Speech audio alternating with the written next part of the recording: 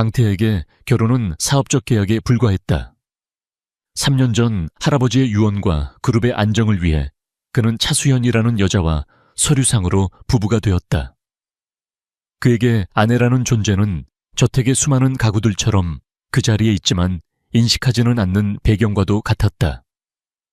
그의 세상은 오직 일과 성공 그리고 과거의 상처가 남긴 공허함으로 채워져 있었다. 그는 지난 3년간 아내와 한 지붕 아래 살면서도 식사 한 번 제대로 마주한 적이 없었다.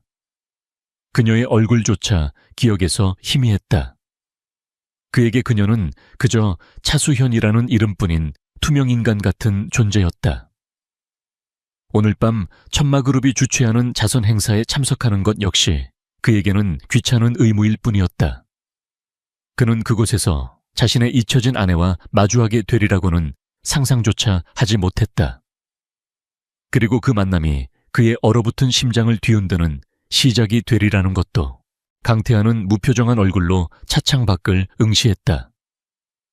서울의 화려한 야경이 빠르게 스쳐 지나갔지만 그의 눈에는 아무것도 담기지 않았다.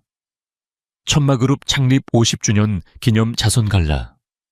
언론과 재계에 모든 시선이 집중되는 중요한 행사였지만 그에게는 그저 피곤하고 의미 없는 연극에 불과했다. 회장님 거의 다 도착했습니다. 김비서의 목소리에 그는 짧게 고개를 끄덕였다. 그의 머릿속은 온통 신규 리조트 프로젝트에 대한 생각뿐이었다. 3년 전 그는 차수현과 결혼했다. 사랑 없는 계약 결혼. 할아버지의 유언과 그녀의 집안이 가진 구시대적인 명망이 그룹의 보수적인 주주들을 안정시키는 데 필요했기 때문이었다. 그는 결혼의 조건으로 단 한 가지를 내걸었다. 서로의 삶에 관여하지 않는다. 차수현은 그 조건을 충실하게 지켰다. 그녀는 거대한 저택에서 존재감 없는 유령처럼 살았다. 그녀는 그에게 아무것도 요구하지 않았고 그 역시 그녀에게 아무런 관심도 주지 않았다. 그는 그녀가 무엇을 하며 하루를 보내는지, 무엇을 좋아하고 무엇을 슬퍼하는지 전혀 알지 못했다. 아니, 알려고 하지 않았다. 그에게 아내는 그저 서류상에 존재하는 의무의 다른 이름일 뿐이었다. 차가 천마그룹 소유의 호텔 연회장 앞에 멈춰 섰다. 수많은 기자들의 카메라 플래시가 한꺼번에 터졌다. 강태하는 익숙하게 차에서 내려 기계적인 미소를 지으며 손을 흔들었다. 그의 등장은 언제나 행사의 시작을 알리는 신호탄과도 같았다. 연회장 안은 대한민국의 권력과 불을 가진 모든 이들이 모인 듯 화려했다. 그는 수많은 사람들과 악수를 나누고 의미 없는 대화를 주고받았다. 그의 주변에는 언제나 사람들이 들끓었지만 그는 항상 혼자였다. 공허했다. 답답함에 그는 연회장을 빠져나와 옥상 테라스로 향했다. 신선한 밤 공기를 쐬며 머리를 식힐 생각이었다. 옥상으로 향하는 문을 열었을 때 그는 잠시 숨을 멈췄다. 눈앞에 펼쳐진 광경은 현실이 아닌 것 같았다. 그곳에는 비밀의 화원처럼 환상적인 정원이 꾸며져 있었다. 삭막한 도시의 옥상이라고는 믿을 수 없는 풍경이었다. 희귀한 야생화와 푸른 허브들이 조화롭게 어우러져 있었고 작은 가을이 졸졸 흐르며 맑은 소리를 냈다. 은은한 조명 아래 모든 식물들은 살아 숨쉬는 보석처럼 빛나고 있었다.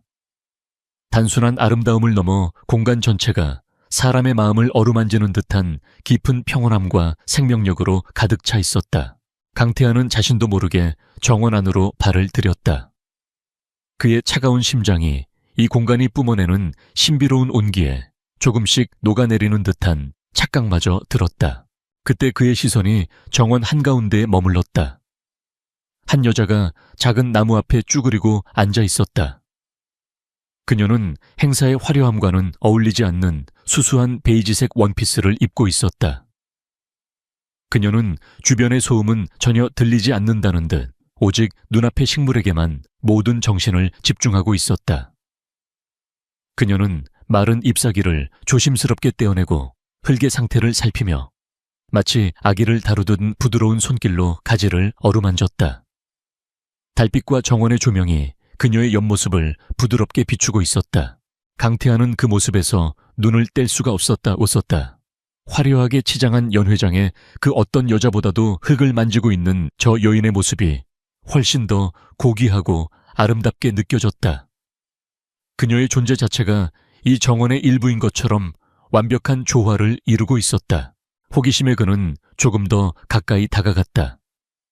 그녀의 얼굴을 제대로 보고 싶었다. 여자가 고개를 들고 땀으로 젖은 머리카락을 쓸어 넘기는 순간 강태하는 그 자리에 얼어붙었다. 그의 심장이 3년 동안 단 한 번도 제멋대로 뛴 적 없던 그의 심장이 쿵 하고 거칠게 내려앉았다. 차수현, 자신의 서류상 아내, 자신이 지난 3년간 철저하게 외면하고 무시해왔던 바로 그 여자였다. 그는 충격에 빠졌다.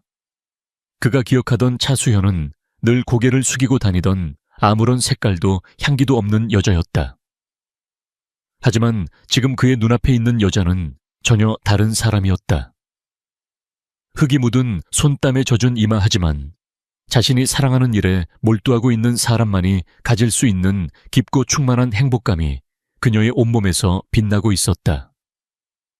그녀의 눈은 밤하늘의 별처럼 반짝였고 미소를 머금은 입술은 그가 본 그 어떤 꽃보다도 생기 넘쳐 보였다. 그는 처음으로 그녀의 얼굴을 제대로 보았다. 그리고 깨달았다. 자신이 얼마나 어리석었는지를. 그는 그녀를 모르는 사람이 아니었다. 그는 그녀를 보지 않으려 했던 것이다. 누구십니까? 그녀의 목소리가 그의 생각을 깨뜨렸다. 그녀는 낯선 남자의 시선에 조금 놀란 듯 경계심 어린 눈빛으로 그를 바라보고 있었다. 그녀는 그를 알아보지 못했다. 지난 3년간 그들은 너무나도 완벽한 타인이었던 것이다. 남편이 아내를, 아내가 남편을 알아보지 못하는 희극이자 비극. 강태하는 당황해서 아무 말도 할 수 없었다. 자신의 아내에게 나는 당신 남편이오라고 말해야 하는 이 상황이 너무나도 기이하게 느껴졌다. 그때 행사를 주관하던 호텔 지배인이 그를 발견하고 황급히 달려왔다. 회장님, 여기 계셨습니까? 찾았습니다. 지배인은 강태하를 알아보고는 90도로 허리를 숙였다. 그리고는 곁에 있는 차수현을 보며 말했다. 아, 헬레나 작가님, 회장님께 이 정원에 대해 소개해 주시는 중이었군요.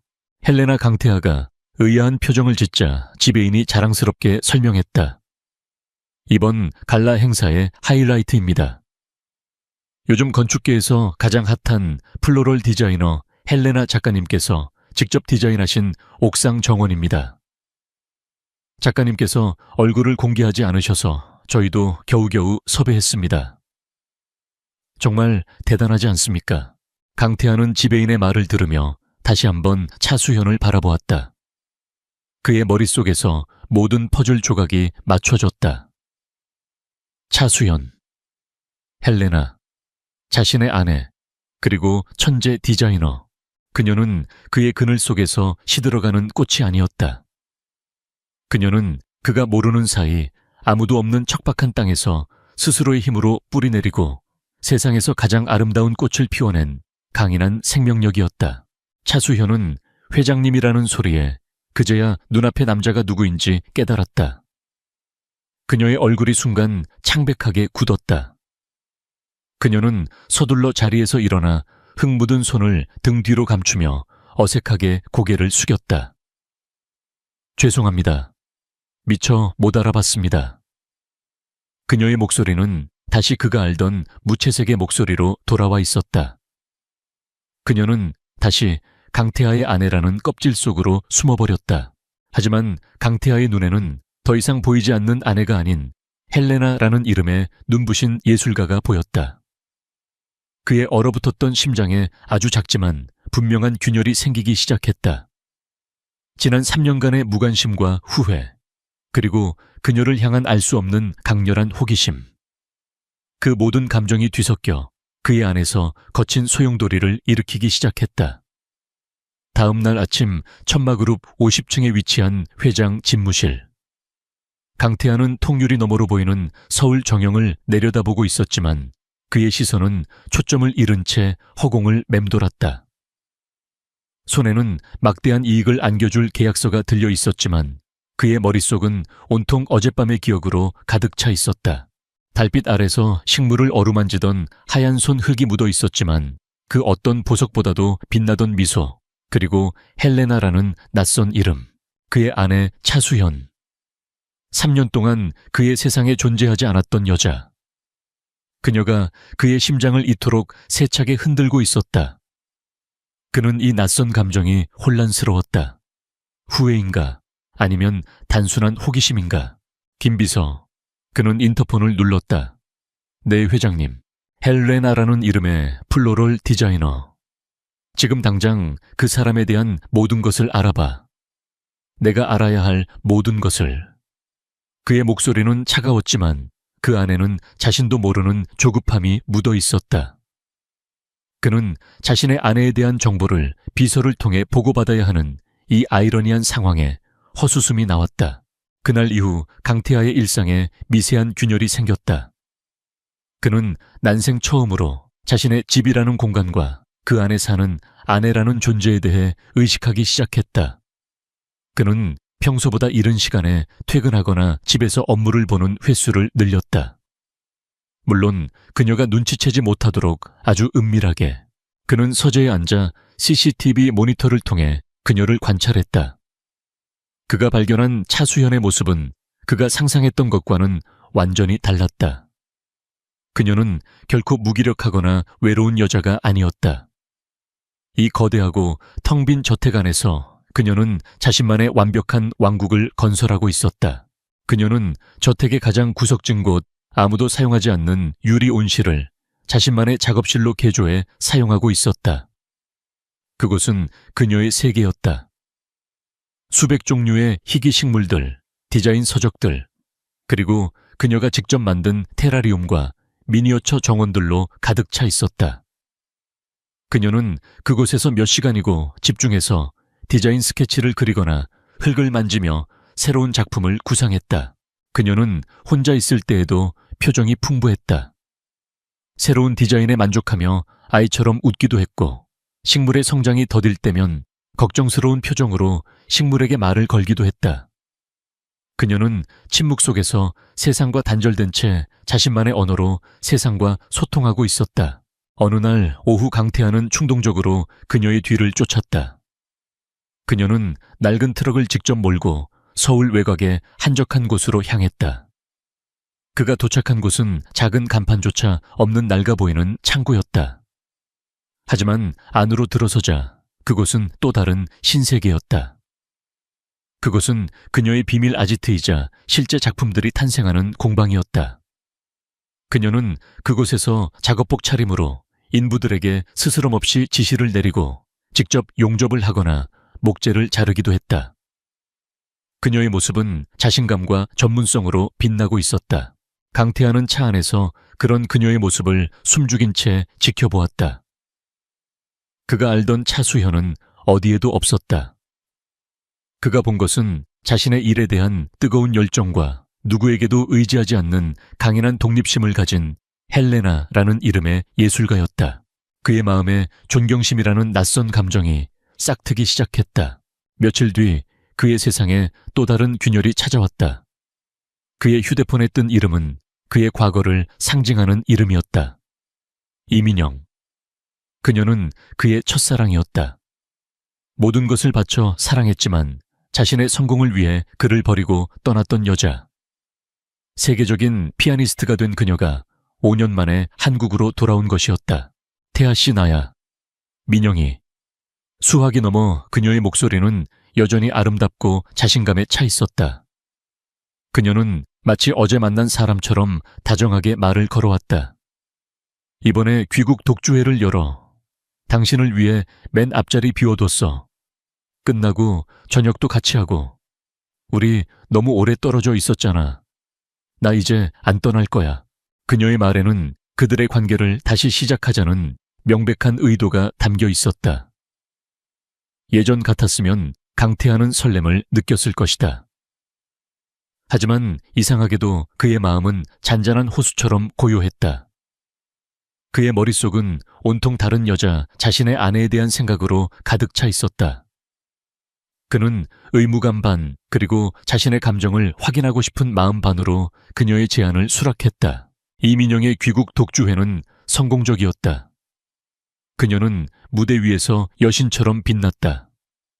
연주회가 끝나고 두 사람은 고급 레스토랑에서 마주 앉았다. 이민영은 화려했고 대화의 중심은 언제나 자기 자신이었다.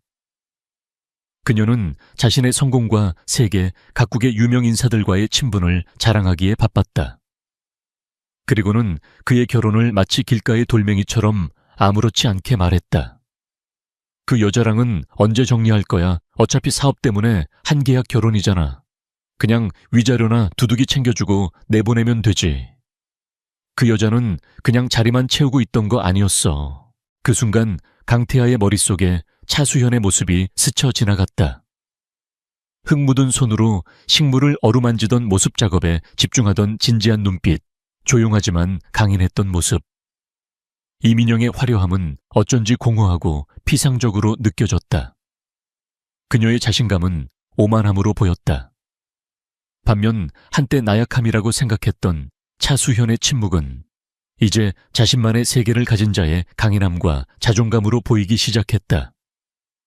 그는 처음으로 두 여자를 비교하고 있었다. 그리고 그 저울이 자신도 모르는 사이에 서서히 기울고 있음을 깨달았다. 다음 날 김 비서가 헬레나에 대한 최종 보고서를 가지고 왔다. 보고서는 두꺼웠다. 그 안에는 강태하가 전혀 몰랐던 아내의 3년이 고스란히 담겨 있었다. 헬레나 본명 차수현. 3년 전부터 활동 시작. 철저히 신분을 숨긴 채 오직 작품으로만 평가받음. 첫 작품인 도심 속 오아시스 프로젝트로 건축계의 혜성처럼 등장. 이후 국내 유수의 기업과 VVIP들의 비밀 정원을 도맡아 디자인하며 미다스의 손이라 불림. 언론 인터뷰 일체 거절. 그녀의 작품은 단순한 조경을 넘어 공간과 인간을 치유하는 힘이 있다는 평을 받음. 보고서의 마지막 장에는 그녀가 자신의 사업을 시작할 때 돌아가신 부모님이 남겨주신 작은 유산으로 시작했으며 지난 3년간 강태하의 돈은 단 1원도 건드리지 않았다는 사실이 적혀 있었다. 강태하는 보고서를 든 채 한동안 움직일 수 없었다. 보고서에 첨부된 사진 한 장이 그의 시선을 사로잡았다. 파파라치가 멀리서 몰래 찍은 듯한 사진이었다. 사진 속 차수현은 자신의 작은 공방 앞에서 작은 화분에 물을 주며 환하게 웃고 있었다. 그가 단 한 번도 본 적 없는 꾸밈 없고 순수한 미소였다. 그는 깨달았다. 그녀는 그의 아내라는 이름의 감옥에 갇혀 있던 것이 아니었다. 그녀는 그 감옥을 세상에서 가장 아름다운 자신만의 정원으로 만들어가고 있었던 것이다. 그의 마음속에서 이름 모를 감정이 파도처럼 밀려왔다. 그것은 호기심을 넘어 존경심으로, 그리고 어쩌면 아주 희미한 사랑의 시작일지도 몰랐다. 천마그룹의 이사회 회의실은 냉기류가 감돌았다. 그룹의 명운이 걸린 제주도 엘리시안 필드, 최고급 리조트 프로젝트가 암초에 부딪힌 탓이었다. 세계적인 건축가가 설계한 건물은 완벽했지만 프로젝트의 핵심인 치유의 낙원이라는 컨셉을 구현할 조경 디자인이 문제였다. 이미 2명의 유명 디자이너가 교체되었고 프로젝트는 막대한 손실을 내며 표류하고 있었다. 이대로는 안 됩니다. 오픈 일정을 더 이상 늦출 수는 없습니다. 하지만 이 컨셉을 살려낼 디자이너를 어디서 찾는단 말입니까? 임원들의 얼굴에 초조함이 가득했다. 그때 프로젝트를 총괄하던 박 전무가 조심스럽게 입을 열었다. 회장님 대안이 하나 있습니다. 어쩌면 이 프로젝트를 구할 수 있는 유일한 사람일지도 모릅니다. 모든 임원들의 시선이 그에게 쏠렸다. 요즘 업계에서 가장 천재적인 인물로 불리는 디자이너입니다. 다만 필명으로만 활동하고 언론에 노출되는 것을 극도로 꺼려 접촉이 쉽지 않다고 합니다. 그 이름은 박 전무가 다음 말을 잇는 순간 강태하는 온몸의 피가 차갑게 식는 것을 느꼈다. 헬레나입니다. 회의실 안이 술렁였다. 헬레나의 명성은 이미 전설과도 같았다. 하지만 임원 중 그 누구도 헬레나가 바로 회장님의 서류상 아내라는 사실을 알지 못했다. 강태하는 완벽하게 궁지에 몰렸다. 이 제안을 거절할 명분이 없었다. 그렇다고 그들의 관계를 밝힐 수도 없었다. 그것은 자신의 사생활을, 특히 지난 3년간의 부끄러운 무관심을 전 직원 앞에 자백하는 꼴이었다. 그는 평생 처음으로 자신의 아내라는 존재 앞에서 무력감을 느꼈다. 좋습니다. 그는 마침내 무겁게 입을 열었다. 무슨 수를 써서든 그 헬레나라는 작가를 접촉해보시오. 공식적인 채널을 통해 천마그룹의 프로젝트 제안서가 헬레나의 이메일로 발송되었다. 자신의 작은 온실 작업실에서 차수현은 노트북 화면에 뜬 천마그룹이라는 글자를 보고 한동안 멍하니 있었다. 심장이 철렁 내려앉았다. 그의 회사였다. 이것은 우연인가 아니면 의도적인 접근인가? 그는 대체 무슨 생각인 걸까? 지난 3년간 자신을 투명인간 취급하던 남자가 이제 와서 왜 수만 가지 생각이 그녀의 머릿속을 스쳐 지나갔다. 하지만 그녀는 곧 마음을 다잡았다. 이것이 그의 시험이든 변덕이든 상관없었다.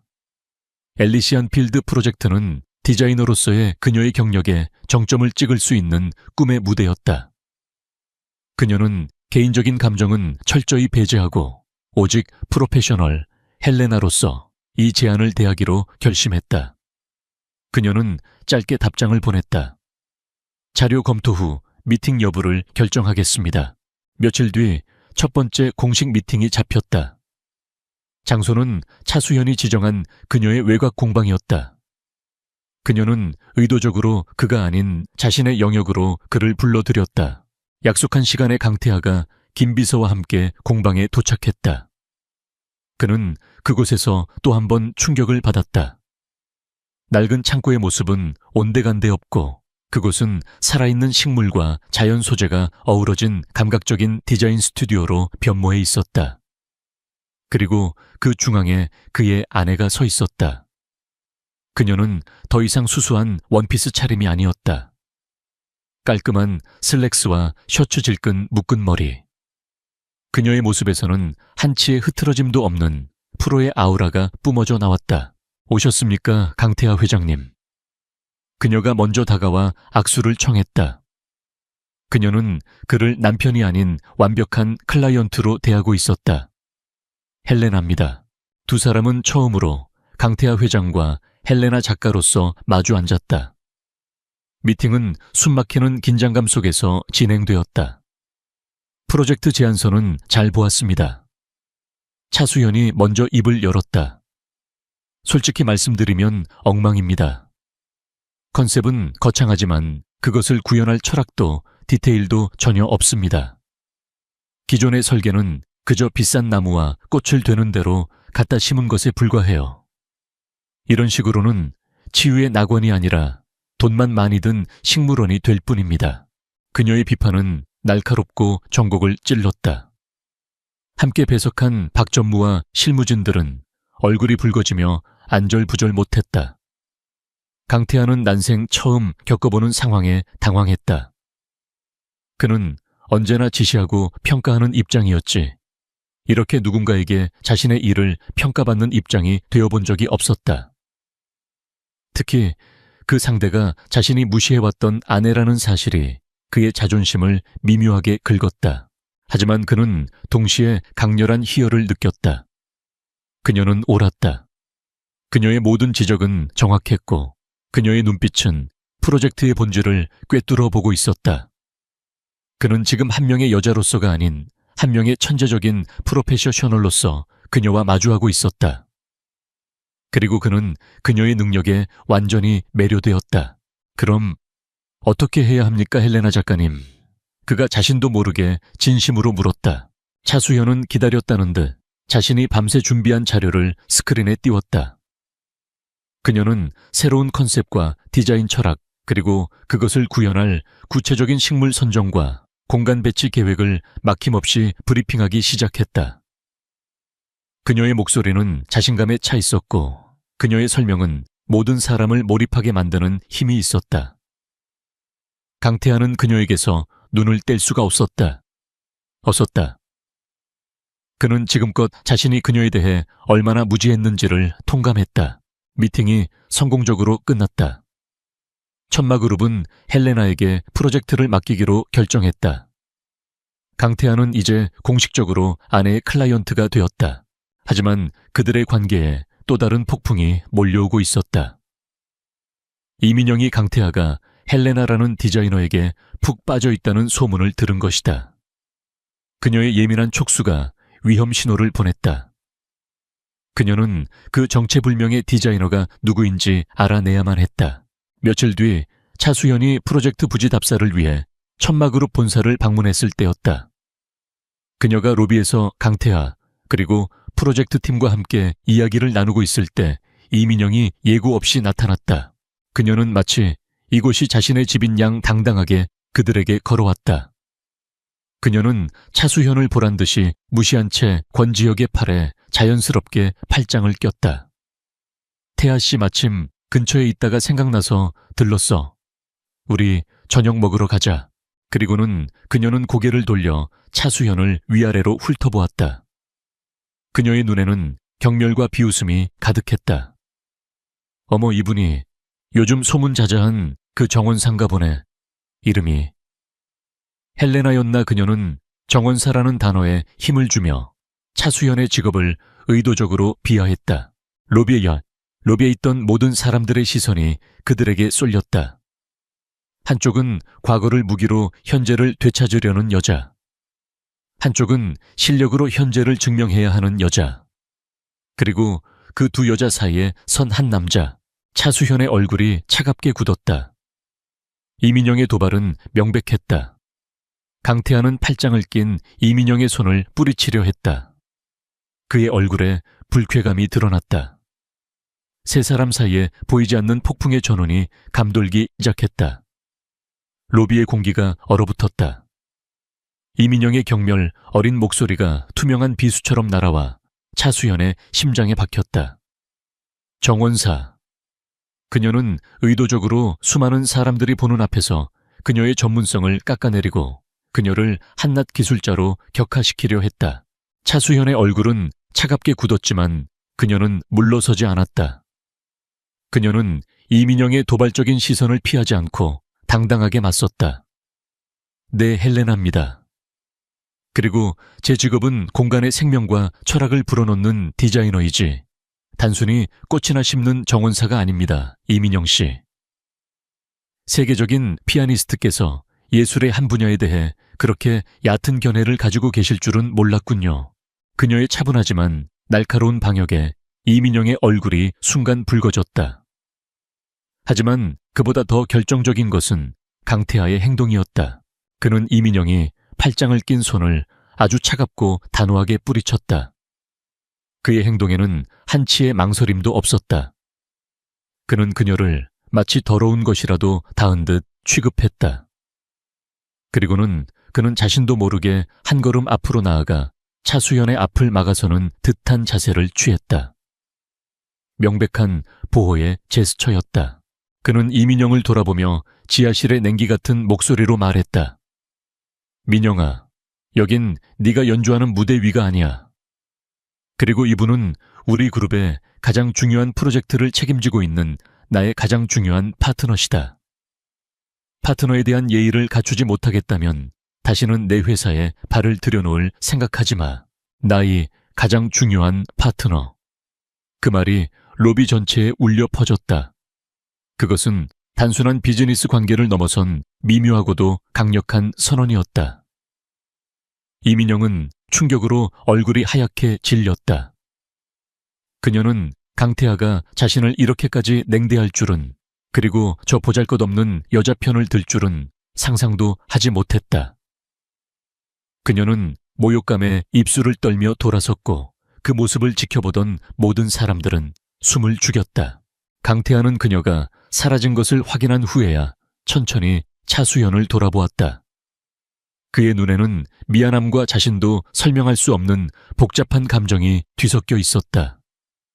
차수현은 그의 시선을 피했다. 그녀는 그의 갑작스러운 보호에 감사하기보다는 당혹스러웠다. 이것은 또 어떤 변덕이란 말인가. 그녀는 이 남자의 진짜 속마음을 알 수가 없어 혼란스러웠다. 그날 이후 두 사람의 관계는 더욱 기묘한 국면으로 접어들었다. 그들은 매일같이 엘리시안 필드 프로젝트를 위해 얼굴을 마주했다.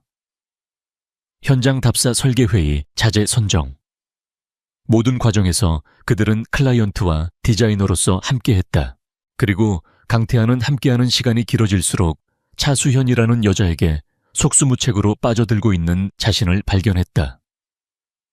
그는 그녀의 프로페셔널한 모습에 매료되었다. 그녀는 현장에서 안전모를 쓴 채 거친 인부들에게 단호하게 지시를 내렸고 설계 도면에 단 1mm 오차도 용납하지 않았다. 그녀는 밤을 새워가며 제주의 토양과 기후에 맞는 식생을 연구했고 지역 주민들의 이야기를 들어가며 그 땅의 역사와 영혼을 디자인에 담아내려 애썼다. 그는 또한 그녀의 의외의 모습들을 발견했다. 어느 날은 현장에서 길 잃은 아기 고양이를 발견하고는 온몸에 흙을 묻혀가며 고양이를 구조해 품에 안고 따뜻한 우유를 먹이는 모습을 보았다. 그 순간 그녀의 얼굴에 떠오른 미소는 그가 보았던 그 어떤 모습보다도 따뜻하고 아름다웠다. 또 다른 날은 회의 중에 그의 무심코 던진 의견을 다른 직원들은 모두 그의 지시로 받아들일 때 그녀만이 유일하게 논리적으로 반박하며 더 나은 대안을 제시했다. 그녀는 그의 권위에 굴복하지 않았다. 그는 깨닫고 있었다. 자신이 지난 3년간 놓쳐버린 것이 무엇인지를. 그는 보석을 곁에 두고도 그 가치를 알아보지 못한 장님이었다. 그의 마음속에서 아내라는 단어는 더 이상 의무나 계약이 아닌 차수현이라는 구체적인 인간의 모습으로 채워지기 시작했다. 그리고 그의 마음의 이전에는 단 한 번도 느껴본 적 없었던 추악한 감정이 싹트기 시작했다. 질투, 그리고 소유욕. 그 감정을 촉발시킨 것은 그의 오랜 라이벌 하늘건설의 박진우 사장이었다. 박진우는 업계에서 유명한 야심가이자 뛰어난 안목을 가진 경영인이었다. 그는 최근 헬레나의 작품에 깊은 감명을 받고 그녀를 스카우트하기 위해 물밑에서 움직이고 있었다. 어느 날 오후 강태하는 프로젝트 부지에서 차수현과 함께 현장을 둘러보고 있었다. 그때 박진우가 예고 없이 나타났다. 그는 강태에게는 가볍게 눈인사만 한 채 곧장 차수현에게 다가가 친근하게 말을 걸었다. 헬레나 작가님, 이런 곳에서 뵙게 되다니 영광입니다. 역시 작가님의 손길이 닿으니 이 황량했던 땅이 살아 숨쉬는 것 같습니다. 그의 찬사는 노골적이었고 그의 눈빛은 존경과 흠모로 가득 차 있었다. 강태하는 두 사람이 대화하는 모습을 지켜보며 속에서 불쾌한 감정이 치밀어 오르는 것을 느꼈다. 박진우가 자신의 아내에게 자신보다 더 다정하고 전문적인 말들을 건네는 것을 참을 수가 없었다. 법적으로 그녀는 자신의 아내였다.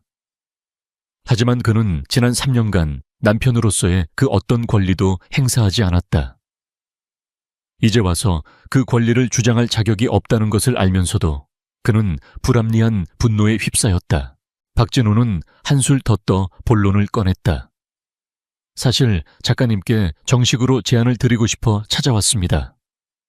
저희 하늘건설이 추진하는 남해안 리조트 프로젝트의 총괄 디자인을 맡아주시지 않겠습니까? 천마그룹이 제시하는 조건보다 2배, 아니 3배를 드리겠습니다. 작가님의 모든 예술적 자유를 보장해 드릴 것을 약속합니다. 그것은 거부하기 힘든 제안이었다. 강태하의 심장이 철렁 내려앉았다. 그녀가 떠나버릴지도 모른다는 공포. 2년 전 이민영이 떠났을 때와는 전혀 다른 종류의 훨씬 더 깊고 본능적인 두려움이었다. 그는 자신도 모르게 두 사람 사이에 끼어들었다. 박 사장, 지금 내 파트너에게 무슨 제안을 하는 겁니까? 매너가 없군요. 그의 목소리에는 날카로운 경계심이 가득했다. 내 파트너라는 말에 강한 소유격이 담겨 있었다. 박진우는 재미있다는 듯 두 사람을 번갈아 보았다. 강 회장님이야말로 오해하시는군요. 저는 지금 천마그룹의 파트너가 아닌 헬레나라는 위대한 예술가, 개인에게 제안을 드리는 겁니다. 비즈니스 세계에서 능력 있는 인재를 스카우트하는 것은 당연한 일 아닙니까? 그의 말에 강태하는 아무런 반박도 할 수 없었다. 차수현은 두 사람 사이에 묘한 기류를 느끼며 난처한 표정으로 한 걸음 뒤로 물러섰다. 제안은 감사합니다, 박진우 사장님. 하지만 저는 지금 맡은 프로젝트에 집중하고 싶습니다. 죄송합니다. 그녀는 정중하지만 단호하게 그의 제안을 거절했다. 그녀의 거절에도 불구하고 강태하의 마음은 편치 않았다. 그는 그날 밤 잠을 이룰 수 없었다. 그는 자신의 감정이 무엇인지 더 이상 외면할 수 없었다. 그는 그녀를 원하고 있었다. 단순한 아내로서가 아닌 한 명의 여자로서, 예술가로서, 파트너로서. 그녀의 모든 것을 가지고 싶었다. 한편 차수현 역시 혼란스럽게는 마찬가지였다. 함께 일하면서 그녀는 강태하의 새로운 모습들을 발견하고 있었다. 그는 더 이상 자신을 무시하던 차가운 남편이 아니었다. 그는 그녀의 의견을 진지하게 경청했고 그녀의 전문성을 존중해 주었다. 때로는 그녀의 디자인 의도를 그녀 자신보다도 더 깊이 있게 이해해 주어 그녀를 놀라게 하기도 했다. 그는 밤늦게까지 혼자 남아 일하는 그녀를 위해 말없이 따뜻한 커피를 책상 위에 놓아두고 가기도 했고, 현장에서 그녀가 위험에 처할 뻔했을 때 본능적으로 그녀를 감싸 안으며 보호하기도 했다. 그의 작은 변화들이 3년 동안 굳게 닫혀있던 그녀의 마음을 조금씩 흔들고 있었다. 그녀는 애써 그 감정을 부정하려 했다. 그는 여전히 자신에게 상처를 준 남자였다. 이 모든 것이 그저 변덕일지도 몰랐다. 하지만 박진우 앞에서 자신을 내 파트너라고 칭하며 노골적인 소유욕을 드러내던 그의 모습이 자꾸만 머릿속에 맴돌았다. 그의 눈빛이 왜 그렇게 아프게 느껴졌던 걸까? Tạ Nhân Lên. Tôi sẽ tiếp tục câu chuyện với chương 5, nơi những âm mưu và xung đột bắt đầu leo thang đến đỉnh điểm. chương 5. 자신의 눈앞에서 강태하가 차수현을 감싸고 도는 모습을 본 이후 이민영은 패배감과 질투심에 잠을 이룰 수 없었다.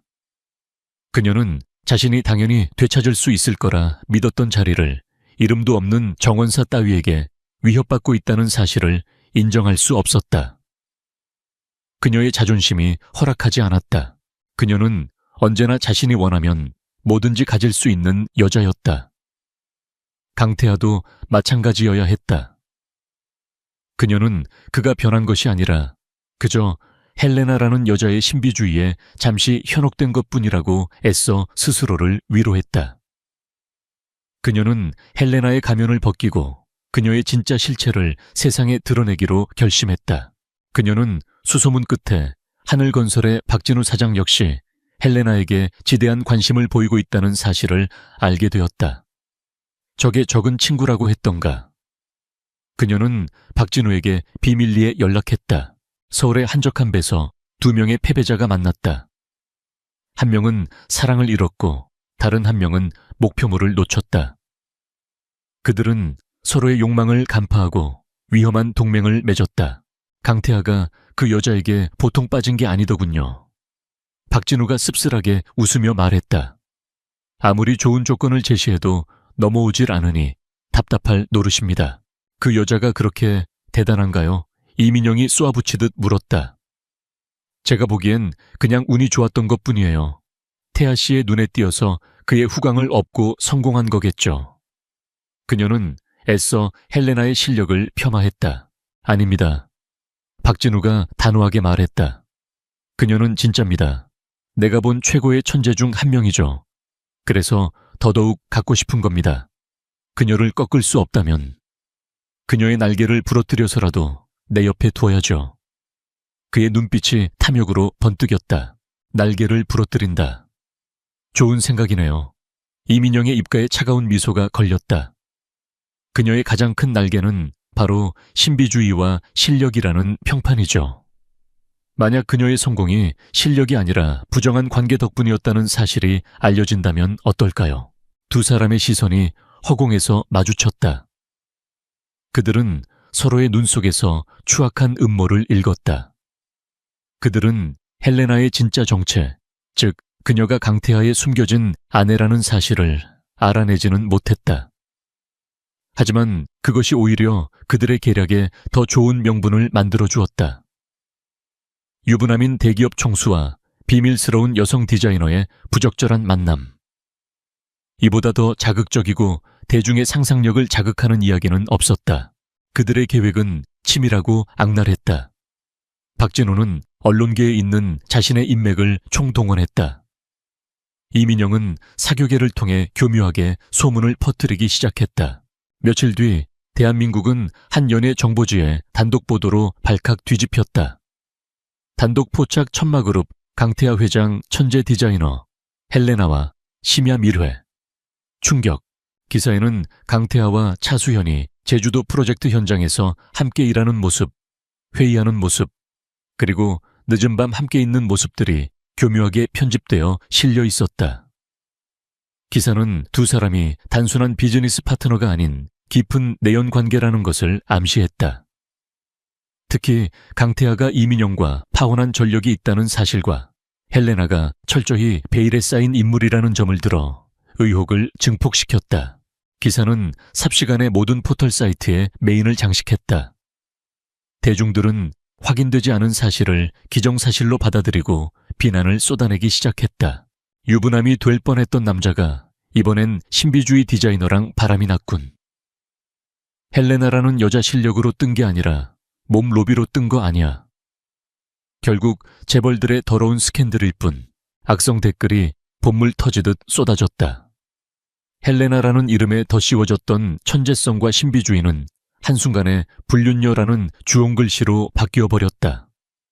3년간 그녀가 오직 실력으로 쌓아 올린 모든 명예가 단 하루 만에 진흙탕에 처박혔다. 차수현은 자신의 공방에서 노트북 화면을 보며 온몸이 차갑게 식어가는 것을 느꼈다. 숨이 막혔다. 세상의 모든 손가락이 자신을 향해 겨눠지고 있는 것 같았다. 그녀는 자신의 사생활이 이렇게 왜곡되고 난도질당할 수 있다는 사실에 깊은 무력감과 절망감을 느꼈다. 가장 고통스러운 것은 그들의 비난이 완전히 틀린 말은 아니라는 점이었다.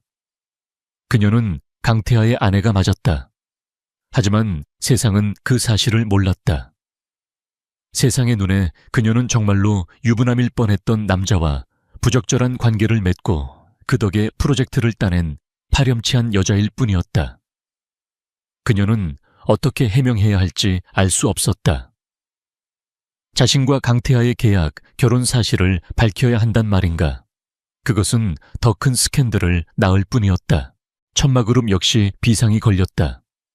주가는 폭락했고 그룹의 이미지는 최악으로 치달았다.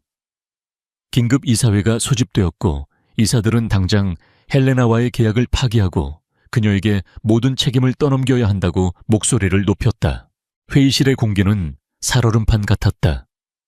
모든 시선이 침묵을 지키고 있는 강태하에게 쏠렸다. 그는 지난밤 한숨도 자지 못했다. 그는 분노했다. 자신을 향한 비난 때문이 아니었다. 그녀가 차수현이 이런 더러운 스캔들에 휘말려 고통받고 있다는 사실에 참을 수 없이 분노했다. 이 모든 것이 자신의 탓 같았다. 자신이 그녀를 3년간 방치하지 않았더라면, 그녀에게 제대로 된 남편이 되어주었더라면, 그는 이제 결정을 내려야만 했다. 회사를 위해 관례대로 그녀를 희생시키고 스캔들을 덮을 것인가? 아니면 회사에 막대한 손해가 가더라도 그녀를 지킬 것인가? 그의 머릿속에 그녀의 모습이 떠올랐다. 흙 묻은 손으로 웃던 모습, 일에 집중하던 열정적인 모습, 아기 고양이를 안고 있던 따뜻한 모습. 그는 더 이상 망설일 수 없었다. 그는 자리에서 일어났다. 그리고 이사들을 향해 자신의 인생에서 가장 중요한 선언을 했다. 이 모든 소문은 사실이 아닙니다. 그의 목소리는 낮았지만 회의실 전체를 압도하는 힘이 있었다. 헬레나 작가는 나의 내연녀가 아닙니다. 이 자리에서 분명히 밝히죠. 이사들이 술렁였다. 그녀는 나의 아내입니다. 회의실은 충격으로 물을 끼얹은 듯 조용해졌다. 강태하는 멈추지 않고 말을 이었다. 우리는 3년 전 양가에 합의해 결혼했습니다. 그동안 서로의 사생활을 존중해 주기로 한 약속 때문에 이 사실을 외부에 알리지 않았을 뿐입니다. 헬레나 작가는 그 어떤 특혜도 받지 않았습니다. 그녀는 오직 자신의 실력으로 이 자리까지 올라온 내가 세상에서 가장 존경하는 예술가이자 나의 유일한 법적 배우자입니다. 그는 자신의 부끄러운 과거, 즉 그녀를 3년간 외면했던 사실까지도 숨기지 않고 담담하게 털어놓았다. 저는 그녀에게 좋은 남편이 되어주지 못했습니다. 그 책임은 전적으로 저에게 있습니다. 하지만 더 이상 나의 과거 때문에 그녀가 부당한 오해와 비난을 받도록 내버려 두지 않겠습니다. 그는 홍보팀장을 향해 지시했다. 지금 즉시 공식 기자회견을 준비해. 내가 직접 나선다. 그리고 이 추악한 루머를 퍼뜨린 언론사와 배후를 찾아내. 법적으로 대응할 수 있는 최고 수위로 그들이 다시는 펜을 잡지 못하도록 만들어.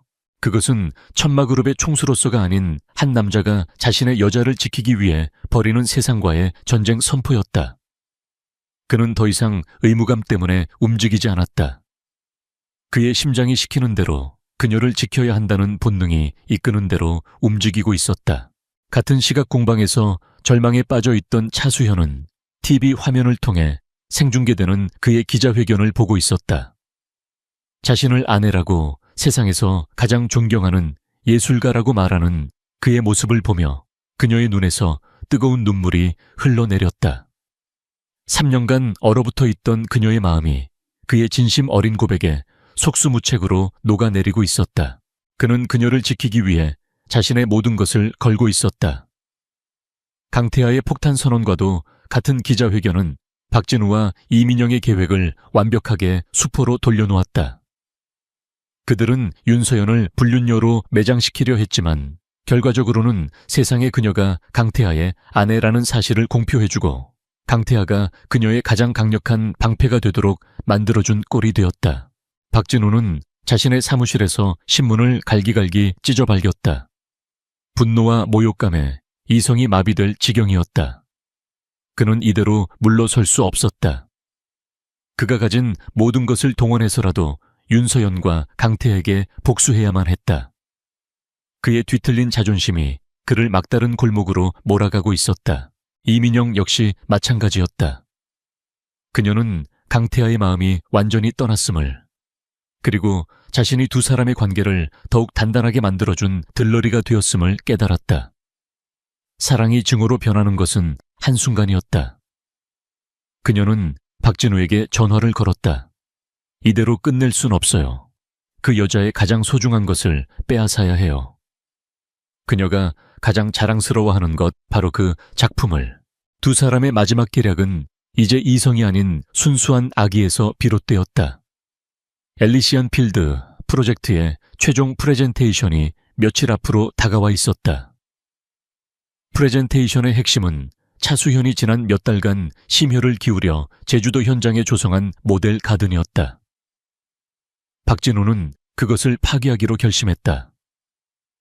프레젠테이션 바로 전날 밤에 그녀가 회복할 수 없을 정도로 완벽하게. 한편 기자회견 이후 강태하와 차수현의 관계는 근본적으로 변해 있었다. 그들 사이를 가로막고 있던 3년의 벽이 허물어지고 어색하지만 진솔한 대화가 오가기 시작했다. 그들은 더 이상 계약 부부가 아닌 공동의 적을 앞에 둔 동지이자 파트너가 되었다. 강태하의 정보팀은 박진우 측의 심상치 않은 움직임을 감지했다. 그는 즉시 현장의 보안을 강화하고 모델 가든을 24시간 철통같이 지키려 했다. 그가 분명 정원을 노릴 거야. 마지막 발악을 하겠지. 하지만 차수현은 그의 계획을 만류했다. 그녀의 눈은 그 어느 때보다도 차분하고 깊은 지혜로 빛나고 있었다. 아니요. 막지 마세요. 그가 들어와서 마음껏 망가뜨리게 내버려둬요. 뭐라고 강태하는 자신의 귀를 의심했다. 그게 무슨 말이야? 당신이 얼마나 공들여 만든 곳인데. 그는 내 작품을 파괴한다고 생각하겠지만 사실은 나에게 가장 완벽한 무대를 만들어주는 셈이 될 거예요. 그녀의 입가에 희미한 미소가 떠올랐다.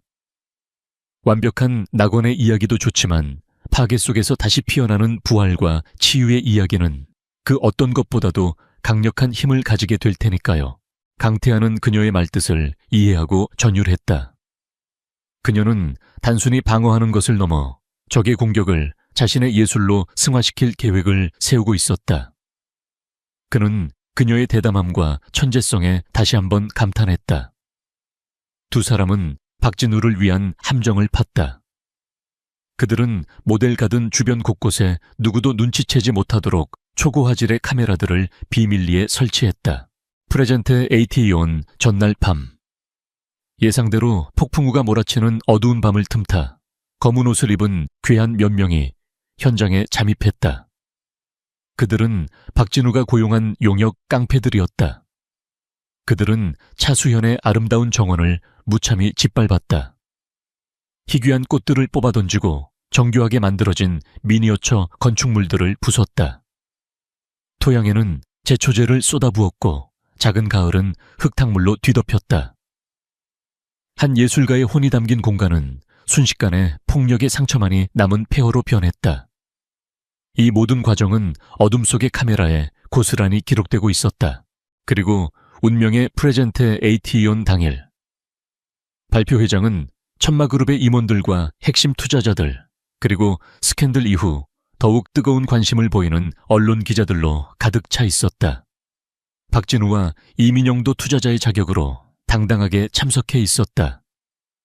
그들의 얼굴에는 승자의 여유와 곧 펼쳐질 윤서연의 공개적인 망신에 대한 잔인한 기대감이 서려 있었다. 차수현이 단상 위로 올라섰다.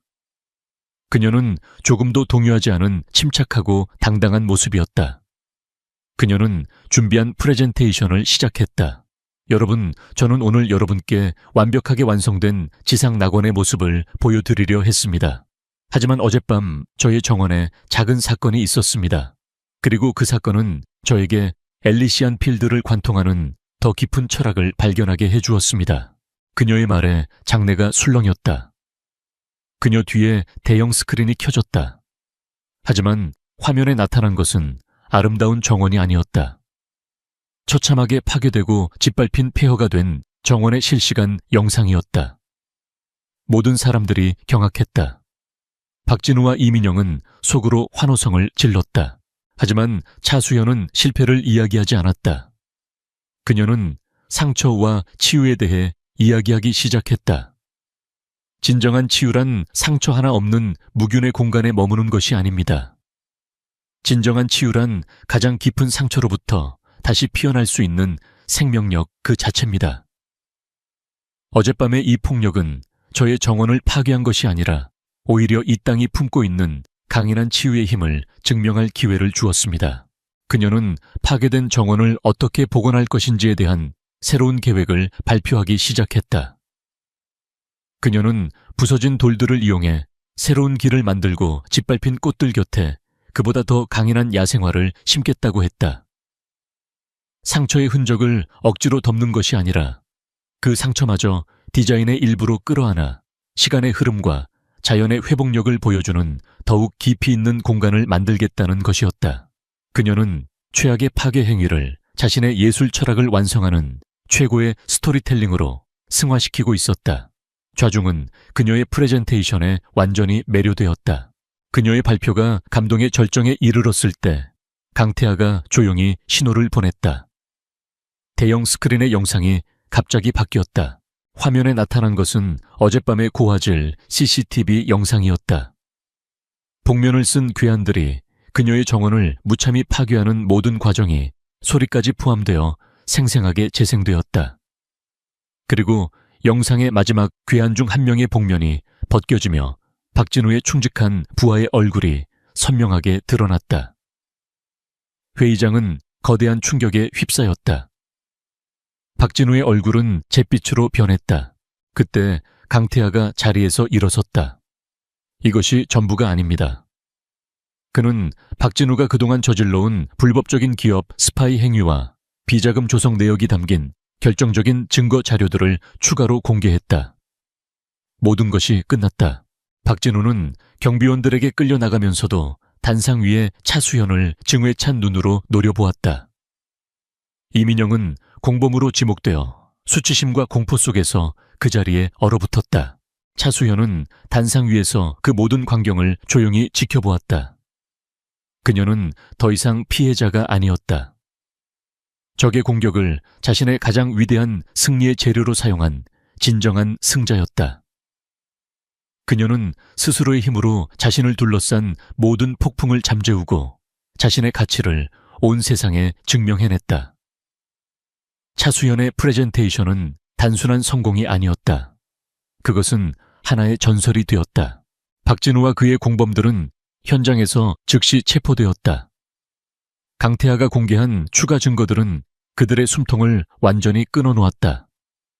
하늘건설은 세무조사와 검찰 수사를 받으며 뿌리부터 흔들렸고 결국 시장에서 퇴출당하는 비참한 최후를 맞았다. 복수심에 눈이 멀어 그와 동맹을 맺었던 이민영 역시 모든 것을 잃었다. 스캔들로 인해 그녀의 명성은 땅에 떨어졌고 예정되었던 모든 공연과 음반 계약이 취소되었다. 한때 무대 위를 날아다니던 그녀의 날개는 자신의 질투심이 쏜 화살에 맞아 영원히 꺾여버렸다. 모든 폭풍이 지나갔다. 천마그룹의 엘리시안 필드 프로젝트는 이사회의 만장일치와 투자자들의 전폭적인 지지 속에 재개되었다. 헬레나, 즉 차수현은 이제 단순히 재능 있는 디자이너가 아닌 역경을 이겨내고 자신의 철학을 증명해낸 위대한 예술가로 추앙받았다.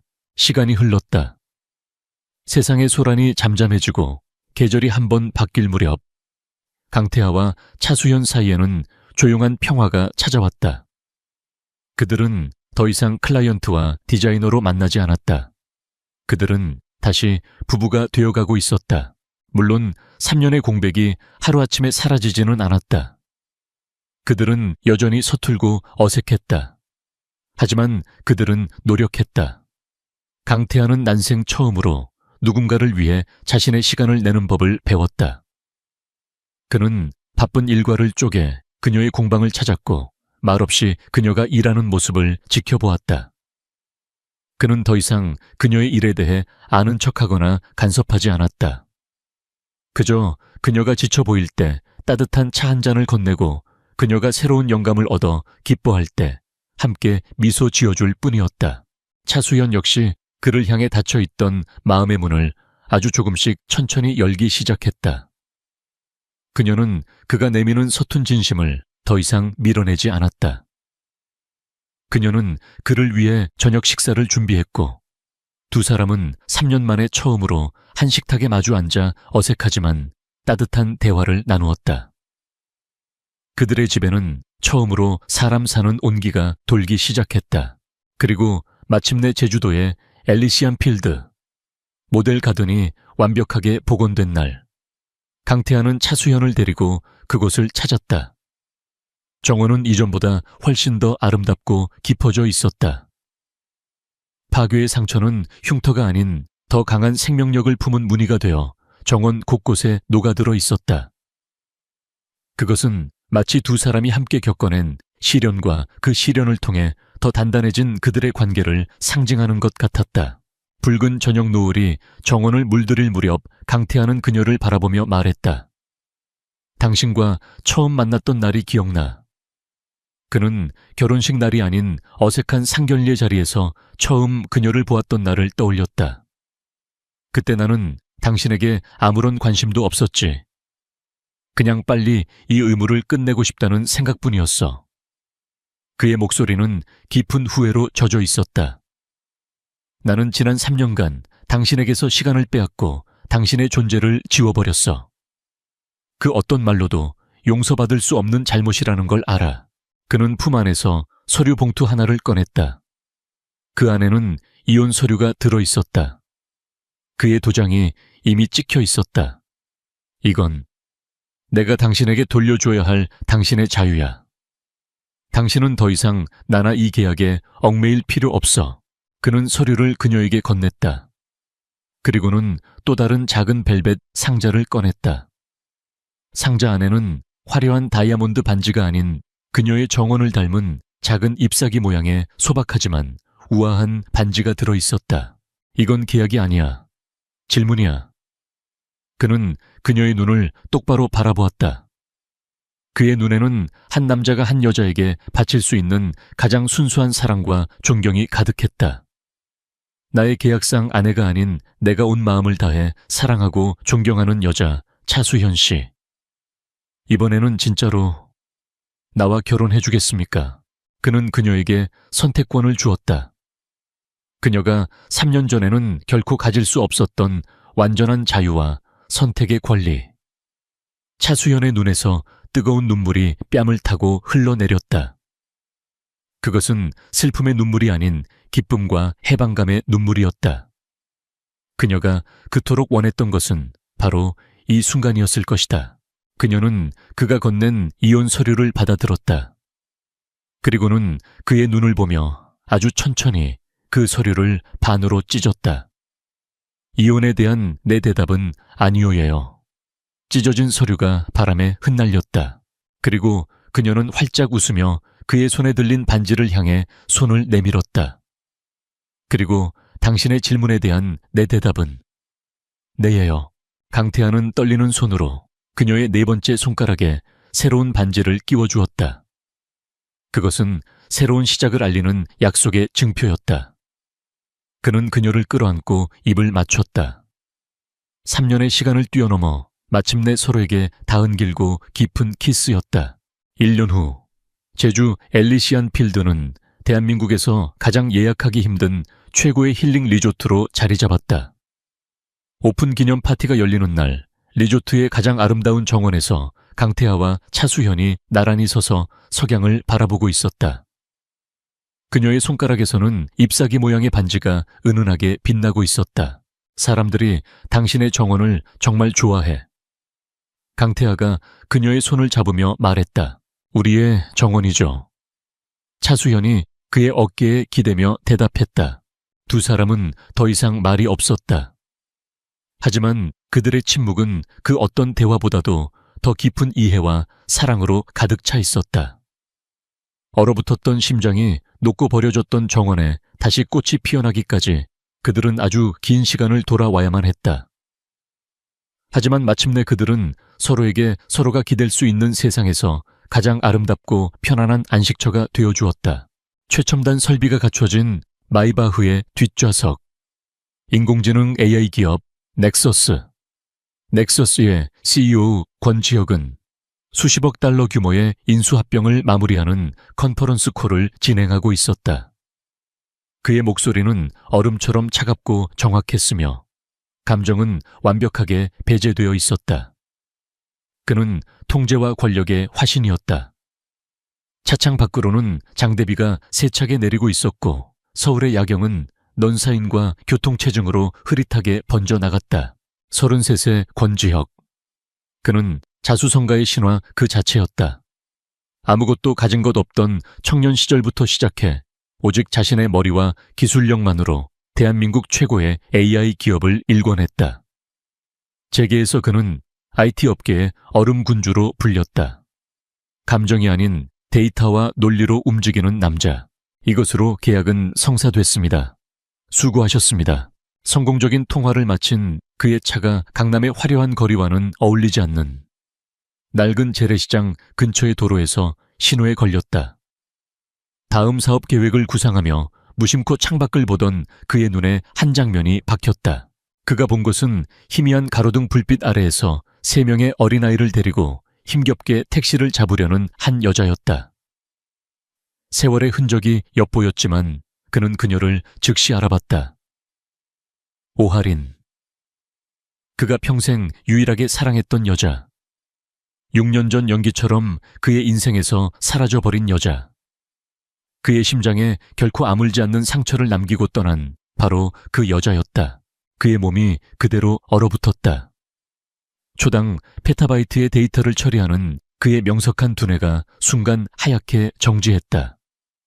그의 시선은 아이들에게로 향했다. 남자아이 둘에 여자아이 하나. 대략 4~5살 정도로 보이는 아이들이었다. 아이들은 칭얼거리며 울고 있었고 하리는 비를 맞으며 그 아이들을 낡은 노란 택시에 태우려 안간힘을 쓰고 있었다. 그때 남자아이 하나가 불빛 쪽으로 고개를 돌렸다. 권지혁은 숨을 삼켰다. 그 얼굴은 바로 자신의 어린 시절 얼굴이었다. 고집스럽게 담은 턱 날카로운 눈매까지.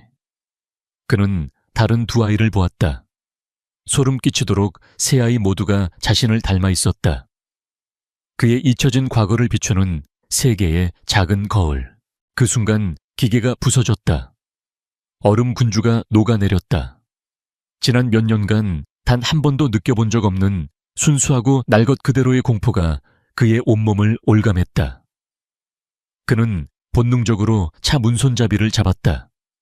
당장이라도 빗속으로 뛰쳐나가고 싶은 원초적인 충동이 그를 사로잡았다. 그의 충동적인 움직임에 늘 침착하던 김 비서가 깜짝 놀라 물었다. 회장님, 무슨 일이십니까? 쾅. 택시 문이 닫혔다. 노란 택시는 매정하게 차들의 행렬 속으로 섞여 들어갔다. 그녀가 또다시 그의 눈앞에서 사라졌다. 권지혁은 좌석에 주저앉았다. 그의 호흡은 거칠었고 심장이 미친 듯이 날뛰었다. 그의 심장을 둘러싸고 있던 견고한 벽이 한순간에 산산조각 나버렸다. 그는 김 비서를 돌아보았다. 그의 목소리는 낯설게 갈라져 있었다. 찾아내. 김 비서는 어리둥절한 표정으로 되물었다. 누구를 찾으라는 말씀이십니까? 권지혁의 눈은 광기로 번뜩였다. 방금 그 여자, 저 택시에 탄 여자, 그리고 저 아이들, 무슨 수를 써서라도 당장 찾아내. 그의 절규에 가까운 명령에 김 비서는 황급히 전화를 걸기 시작했다. 마이바흐가 다시 움직이기 시작했지만 권지혁은 이미 과거의 시간에 갇혀 있었다. 할인과 함께 웃던 순간들, 아무것도 없던 자신을 믿어주던 그녀의 눈빛, 그리고 어느 날 갑자기 걸려온 차가운 이별 통보. 6년간 억지로 억눌러 왔던 고통이 자신의 얼굴을 한 세 아이의 모습과 함께 몇백 배로 증폭되어 그를 덮쳐왔다. 그는 비에 젖은 도시를 망연하게 바라보았다. 자신이 이룩한 거대한 제국이 이 지독한 미스터리 앞에서 한없이 하찮고 무의미하게 느껴졌다. 그날 밤 권지혁은 잠을 이루지 못했다. 그의 펜트하우스 사무실은 순식간에 전쟁 지휘 본부로 변했다. 김 비서는 넥서스가 자랑하는 데이터 분석팀과 지역의 광범위한 인맥을 총동원하여 밤새도록 움직였다. 그들은 택시 회사를 추적했고 수백 개의 CCTV 영상을 분석했으며 마침내 동이 틀 무렵 하나의 주소를 찾아냈다. 주소는 강남의 화려한 펜트하우스와는 정반대의 세상에 있었다. 서울 변두리의 조용한 서민 동네에 위치한 낡고 작은 빌라. 골목은 조용했고 이웃집 창문 너머로는 김치찌개 냄새가 풍겨왔으며 낡은 어린이용 세발자전거 한 대가 벽에 기대어 있었다. 권지혁은 김 비서의 만류를 뿌리치고 직접 그곳으로 향했다. 그가 빌라 앞에 도착했을 때 오아리는 장을 보러 막 집을 나서던 참이었다. 집 안의 아이들에게 다정하게 말을 건네던 그녀의 부드러운 얼굴은 문 밖에 서 있는 지혁을 발견한 순간 차가운 철가면처럼 굳어졌다. 지혁은 애써 감정을 억누르며 단도직입적으로 물었다. 아이들 누구 아이들이지? 할인의 대답은 칼날처럼 날카롭고 차가웠다. 당신이 상관할 바 아니에요. 여긴 왜 왔어요? 내 인생에서 사라져 줬으면 좋겠는데. 내 얼굴을 하고 있었어. 3명 다. 그의 목소리가 격앙되었다. 할인은 코웃음을 쳤다. 그녀의 목소리에는 경멸적인 가시가 돋쳐 있었다. 세상에 닮은 사람은 많죠. 권지혁 씨. 착각이 심하시네요. 이제 와서 왜 아는 척이죠? 6년 전에 나를 그렇게 버려놓고, 권지혁 씨라는 호칭이 나를 버려놓고 라는 말이 그의 심장을 찔렀다. 그는 자신이 아는 유일한 문제 해결 방식을 꺼내들었다. 원하는 게 뭐야? 돈 집 뭐든 말만 해. 네가 원하는 거 전부 다 해줄 수 있어. 그 말은 할인의 마지막 남은 인내심을 끊어버렸다. 그녀의 눈에서 지혁이 한때 사랑했던 그 불꽃이 타올랐다. 돈 6년 전엔 내 존재 자체를 부정하더니 이제 와서 돈으로 해결하시겠다. 당신은 여전하구나. 권지혁, 돌아가요. 그리고 다시는 내 아이들 앞에 나타나지 마. 당신 같은 사람한테 보여주기엔 너무나 소중한 아이들이니까. 그녀는 문을 세게 닫아버렸다. 쾅 하는 소리와 함께 그는 또다시 그녀의 세계 밖으로 내쳐졌다. 문틈으로 자신을 두려운 눈으로 쳐다보던 아이들의 모습이 그의 뇌리에 박혔다. 그는 그 낡은 빌라 골목에 선 채 완벽한 패배를 맛보았다. 차로 돌아온 지혁은 할인의 말에 잠식당했다. 6년 전에 나를 그렇게 버려놓고. 그는 항상 그녀가 자신을 버렸다고 믿어왔다. 6년 전 그의 모든 것을 걸었던 넥서스의 창업 자금이 위기에 처했을 때 그녀는 전화 한 통으로 차갑게 이별을 통보했다. 그의 일에 대한 집착에 지쳤고 다른 남자가 생겼다고 했다. 당시 자존심과 배신감에 눈이 멀었던 그는 그 말을 그대로 믿었다. 하지만 지금 그의 돈을 경멸하며 새 아이를 힘들게 키우는 그녀의 모습을 본 순간 과거의 기억에 균열이 가기 시작했다. 그가 알던 오하리는 결코 돈 때문에 사람을 버릴 여자가 아니었다. 전화 속의 그녀와 눈앞의 그녀는 완전히 다른 사람이었다. 왜 그녀는 다른 남자를 위해 자신을 떠나 이런 힘든 삶을 살고 있는 것인가? 그리고 그녀의 그 필사적인 부정은 거짓말이라기보다는 너무나 고통스러운 비밀을 지키려는 절박한 몸부림처럼 느껴졌다. 권지혁은 김 비서에게 전화를 걸었다. 그의 목소리는 더 이상 공황 상태가 아니었다. 차갑고 분석적인 본래에 얼음 군주로 돌아와 있었다. 김 비서 오하린 씨의 지난 6년을 다시 조사해. 단순한 거주지나 직업이 아니야. 그녀 주변의 모든 것, 모든 사람, 특히 그녀가 6년 전 한국을 떠날 때의 모든 정황을 샅샅이 뒤져봐. 뭔가 우리가 모르는 게 있어. 그는 자신의 과거와 현재, 그리고 어쩌면 미래까지 모두 갇혀있는 그 작은 빌라를 응시했다. 지난 6년간 진실이라고 믿었던 모든 것이 사실은 복잡하게 얽힌 거짓일지도 모른다는 끔찍한 예감이 그의 온몸을 휘감았다. 권지혁이 떠나간 후 오하리는 떨리는 손으로 현관문을 잠갔다. 그녀의 강인한 가면 뒤로 지독한 불안감이 파도처럼 밀려왔다. 엄마, 아까 그 아저씨 누구야? 무섭게 생겼어. 마디인 하준이 걱정스러운 얼굴로 묻자 하리는 황급히 표정을 갈무리하고 아이들의 눈높이에 맞춰 몸을 낮췄다. 그녀는 아이들을 꼭 껴안으며 세상에서 가장 다정한 목소리로 속삭였다. 아무도 아니야 우리 아가. 그냥 길을 잃은 아저씨인가 봐. 엄마가 있으니 아무 걱정하지 마. 아이들을 안심시킨 그녀의 마음속은 폭풍우가 몰아치고 있었다. 6년 만의 귀국. 그것은 결코 권지혁을 다시 만나기 위함이 아니었다. 지방의 작은 요양병원에 계신 어머니의 병세가 악화되었기 때문이었다. 기약 없는 병원비를 감당하기 위해 그녀는 위험한 일에 손을 댈 수밖에 없었다. 아이들이 모두 잠든 깊은 밤. 그녀의 작은 거실은 최첨단 지휘 본부로 변했다. 여러 대의 모니터가 어둠 속에서 빛을 발했고 그녀의 손가락은 키보드 위에서 춤을 추듯 현란하게 움직였다. 그녀는 단순한 데이터 컨설턴트가 아니었다. 복잡한 방화벽과 암호화된 서버를 넘나드는 디지털 유령 천재적인 사이버 보안 전문가였다. 그녀의 목표는 단 하나 베리타스 그룹의 최진석 회장이었다. 6년 전 자신의 인생을 나락으로 떨어뜨린 바로 그 남자. 그녀는 그의 불법 자금 흐름을 수년째 추적해왔고 마침내 그의 숨통을 끊을 결정적인 증거에 가까워지고 있었다. 권지혁과의 재회는 그녀의 계획에 없던 최악의 변수였다.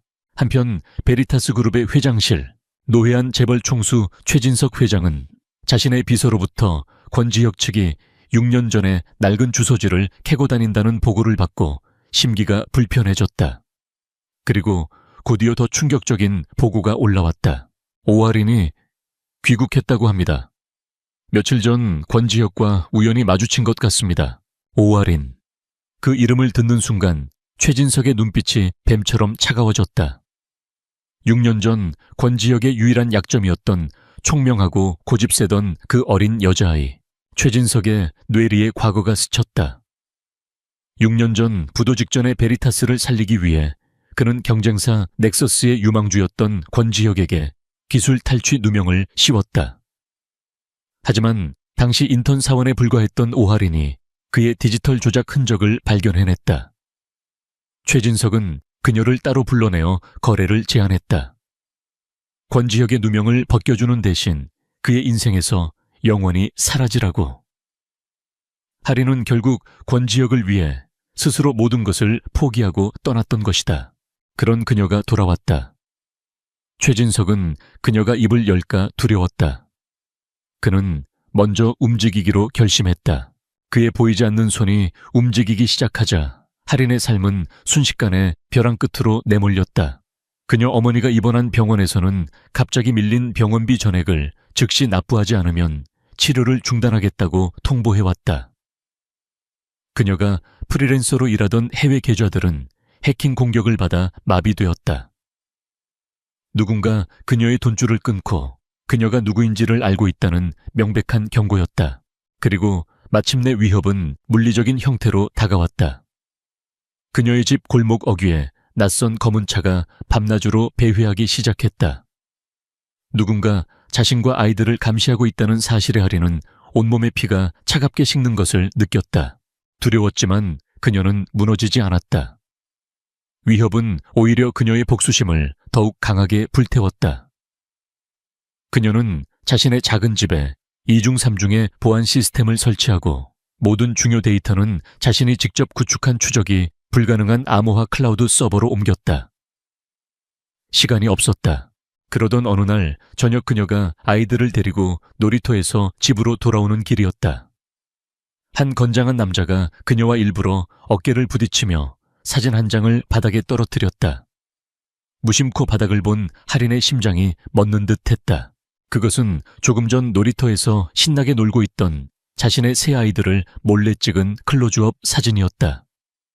남자는 사진을 주워들고는 의미심장하고 차가운 눈빛으로 그녀를 한번 쓱 쳐다보고는 인파 속으로 사라졌다.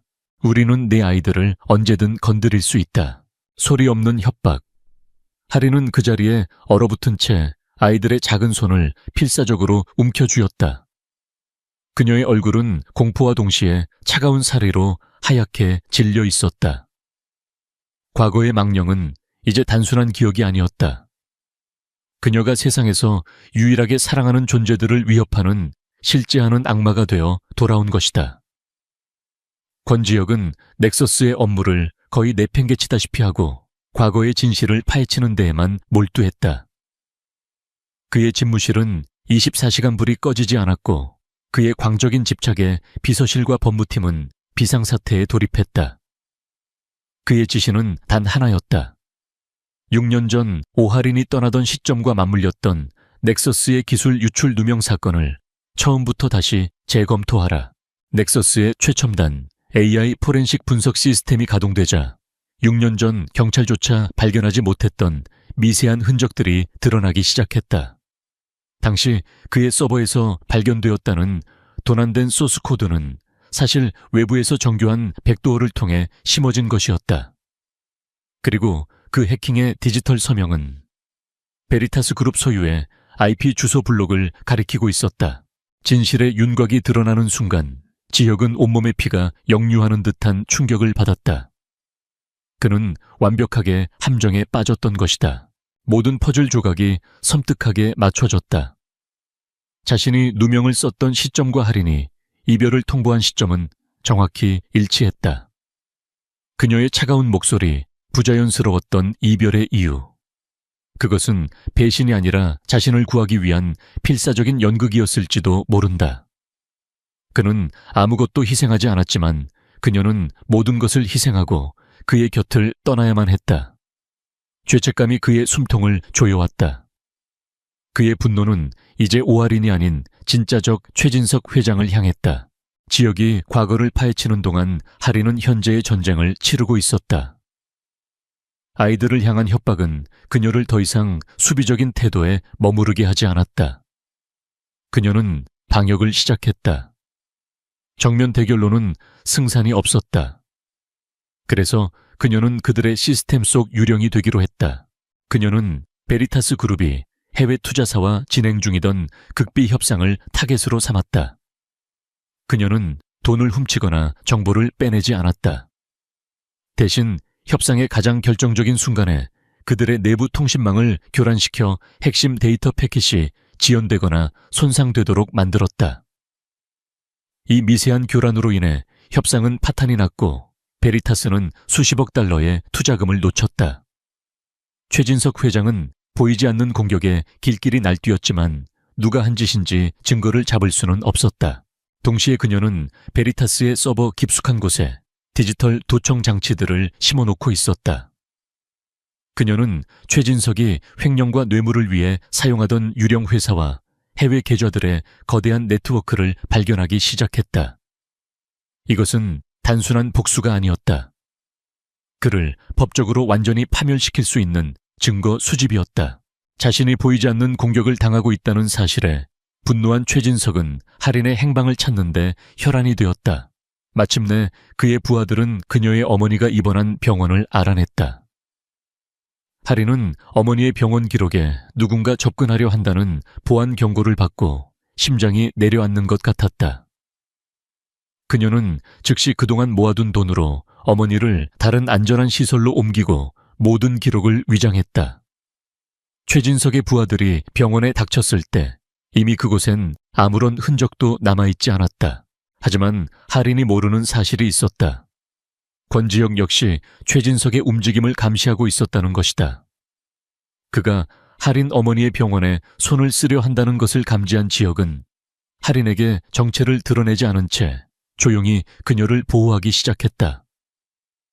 그는 자신의 영향력을 이용해 병원의 전산 시스템을 점검을 핑계로 일시적으로 마비시켰고 병원 주변에 사설 경호 인력을 풀어 최진석의 부하들이 더 이상 접근하지 못하도록 만들었다. 그는 이제 공식적으로는 존재하지 않는 자신의 가족을 위한 보이지 않는 방패가 되어주고 있었다. 고요한 전쟁은 극으로 치닫고 있었다. 권지혁은 자신의 사무실에서 6년 전 베리타스 그룹이 어떻게 자신에게 누명을 씌웠는지를 상세히 분석한 최종 보고서를 읽고 있었다. 그의 얼굴은 차가운 분노로 일그러져 있었다. 그는 김 비서에게 나직이 말했다. 최진석, 그 늙은 여우를 사냥할 시간이다. 같은 시각 할인은 아이들이 잠든 임시 거처에서 최진석의 불법 금융 네트워크의 핵심 줄기를 찾아낸 화면을 보고 있었다. 그녀는 승리를 확신하며 혼잣말을 내뱉었다. 이제 거의 다 왔어. 조금만 더. 서로의 행동을 알지 못한 채 두 사람은 이제 같은 목표물을 향해 칼을 겨누고 있었다. 조용했던 전쟁은 이제 전면전으로 번지기 직전이었다. 착찬 로이, 도이 세팁툭 với 증남. 권지혁의 선전포고는 넥서스 그룹의 긴급 이사회에서 시작되었다. 그는 임원들의 경악과 반대에도 불구하고 중견 건설사인 태영건설에 대한 적대적 M&A를 공식적으로 선언했다. AI 기업인 우리가 왜 건설사를 인수해야 합니까? 임원들은 혼란에 빠졌다.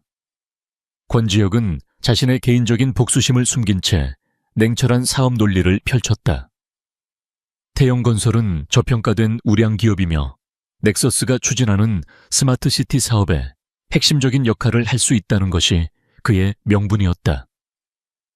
하지만 그의 진짜 목표는 태영건설이라는 회사가 아니었다. 그 회사의 장부였다. 그의 조사에 따르면 태영건설은 최진석 회장이 비자금을 조성하고 세탁하는 데 사용하는 핵심 창구였다. 회사를 손에 넣으면 최 회장의 모든 더러운 돈의 흐름을 파악할 수 있게 되는 것이다. 넥서스의 적대적 M&A 선언 소식은 금융계를 발칵 뒤집어 놓았다. 최진석 회장은 허를 찔렸다. 그는 이것이 단순한 사업 확장이 아닌 자신을 향한 직접적인 공격임을 직감했다. 그는 태영건설을 지키기 위해 모든 자원을 총동원하여 주식을 사들였다. 거대한 자본을 가진 두 거인의 전쟁이 주식시장에서 공개적으로 시작되었다. 안전가옥에 몸을 숨기고 있던 오하리는 뉴스를 통해 이 모든 상황을 지켜보고 있었다. 그녀는 즉시 권지혁의 전략을 간파했다. 그가 최 회장을 공격하고 있다는 사실을. 하지만 그녀는 그가 놓치고 있는 것도 알고 있었다. 최 회장의 회계장부는 평범한 방법으로는 절대 해독할 수 없는 몇 겹의 정교한 암호화 시스템으로 보호되어 있다는 사실을.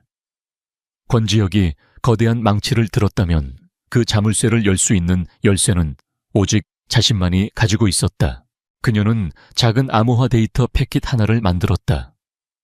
그 안에는 모든 증거가 아닌 태영건설의 회계 소프트웨어를 해독할 수 있는 특수한 디크립션 알고리즘이 담겨 있었다. 그녀는 추적이 불가능한 네트워크를 통해 금융감독원의 비리 제보 라인으로 그 데이터 패킷을 전송했다. 태영건설의 막대한 회계, 부정 혐의라는 짤막한 메시지와 함께 두 개의 칼날이 보이지 않는 협공을 시작했다. 신뢰할 수 있는 제보와 암호를 풀 수 있는 결정적인 도구를 손에 넣은 금융감독원은 M&A 전쟁이 한창이던 태영건설에 대한 특별회계감사에 전격 착수했다. 최진석 회장은 이제 두 개의 전선에서 싸워야 하는 처지가 되었다. 권지혁의 자금 공세와 대한민국 정부의 법적 공세. 그는 공황 상태에 빠졌고 그를 향한 여론의 압박은 극에 달했다. 권지혁은 금융감독원의 압수수색 뉴스를 보며 전율했다. 너무나도 완벽한 타이밍, 악명 높던 태영건설의 철벽 보안 시스템이 이렇게 쉽게 뚫린 것은 우연이 아니었다. 누군가 자신과 함께 이 전쟁을 치르고 있다는 것을 직감했다. 그는 그것이 오하린이라는 확신이 들었다. 그는 그녀의 천재성에 경외감을 느꼈다. 그녀는 더 이상 자신이 구해야 할 피해자가 아니었다. 자신만의 방식으로 싸우는 위대한 전사였다. 하린 역시 자신의 행동이 어떤 나비 효과를 일으켰는지 지켜보고 있었다. 권지혁의 요란한 정면 공격이 자신이 보낸 조용한 암살자, 즉 익명의 제보가 완벽하게 임무를 수행할 수 있는 판을 깔아준 셈이었다. 그녀는 6년 만에 처음으로 권지혁을 향한 분노나 원망이 아닌 그의 대담함에 대한 묘한 경외심을 느꼈다. 궁지에 몰린 최진석 회장은 이성을 잃었다.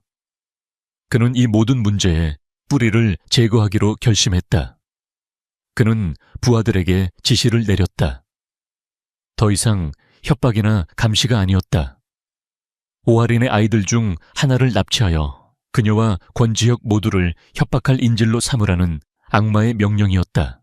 그날 오후 하린은 아무것도 모른 채 동네의 작은 공원에서 새 아이와 함께 평화로운 시간을 보내고 있었다. 그리고 그 모습을 최 회장의 부하들이 어두운 눈으로 지켜보고 있었다.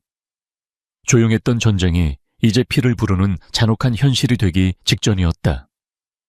공원의 해, 진력. 오하린은 아이들이 노는 모습을 보며 잠시 시름을 잊고 있었다. 바로 그때 음흉한 눈빛에 사내들이 흩어져서 그들 주위를 포위하듯 다가오고 있었다.